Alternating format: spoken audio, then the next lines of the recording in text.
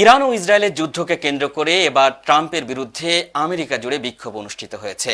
ক্ষমতা, নীতি এবং যুদ্ধ, এই তিন ইস্যুকে কেন্দ্র করে নতুন করে বড় আন্দোলনের ডাক দিয়েছে দেশটির নাগরিকরা, যার নাম নো কিংস।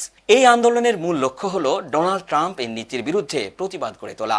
আয়োজকরা বলছেন, যুক্তরাষ্ট্রের ইতিহাসে এত বিস্তৃত সমন্বিত প্রতিবাদ খুব কমই দেখা গেছে। বিস্তারিত নাজমুন নাহার জান্নাতের ডেস্ক রিপোর্টে।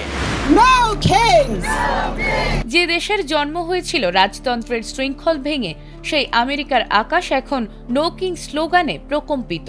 নিজের দেশের নাগরিকরাই যেন বিরক্ত ট্রাম্পের ওপর। দ্বিতীয় মেয়াদে ক্ষমতা গ্রহণের পর তার বিতর্কিত সব সিদ্ধান্তের প্রতিবাদে রাজপথে নেমে এসেছে লাখ লাখ মানুষ। ওয়াশিংটন থেকে লস অ্যাঞ্জেলস, সবখানে সাধারণ মানুষের একটাই দাবি, গণতন্ত্রের পবিত্রতা রক্ষা করা। এবারের আন্দোলন মার্কিন ইতিহাসের সব রেকর্ড ভেঙে এক নতুন মাইলফলক স্পর্শ করেছে, যা প্রমাণ করে দিচ্ছে মার্কিন জনগণ তাদের গণতান্ত্রিক অধিকার রক্ষায় কতটা আপোষহীন। তবে কি শেষ হতে চলেছে ট্রাম্পের ক্ষমতার মসনদ? যুক্তরাষ্ট্রে আবারও উত্তাল হয়ে উঠেছে রাজপথ। ক্ষমতা, নীতি এবং যুদ্ধ, এই তিন ইস্যুকে কেন্দ্র করে শনিবার নো কিংস নামক আন্দোলনের ডাক দেয়া হয়েছে। নো কিংস আন্দোলনের তৃতীয় বড় কর্মসূচি হিসেবে যুক্তরাষ্ট্রের 50টি অঙ্গরাজ্যে 3,300 এর বেশি সমাবেশ অনুষ্ঠিত হয়েছে, যেখানে রাস্তায় নেমেছে লাখো মানুষ। আর বড় শহরের গণ্ডি পেরিয়ে এবার ছোট শহরগুলোতেও ছড়িয়ে পড়েছে এই বিক্ষোভ, যা এটিকে সাম্প্রতিক ইতিহাসের অন্যতম বিস্তৃত আন্দোলনে পরিণত করেছে।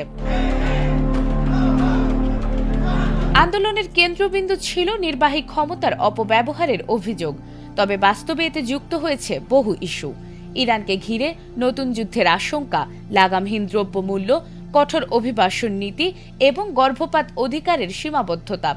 এসব কারণে প্রেসিডেন্ট ডোনাল্ড ট্রাম্পের বিরুদ্ধে জন অসন্তোষ আরও তীব্র হয়েছে।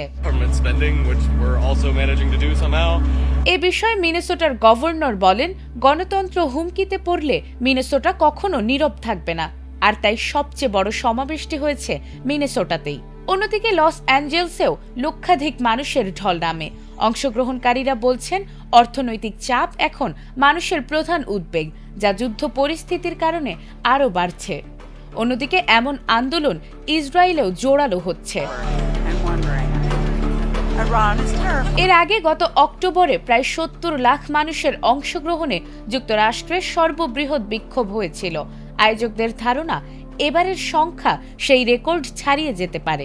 এই আন্দোলন ছড়িয়ে পড়েছে Rome, Paris, Madrid, Amsterdam, Sydney ও টোকিও সহ বিশ্বের অন্তত 15টি দেশে।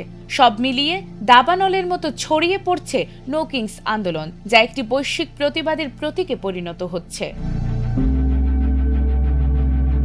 নাজমুন নাহার জান্নাত, এটিএন বাংলা।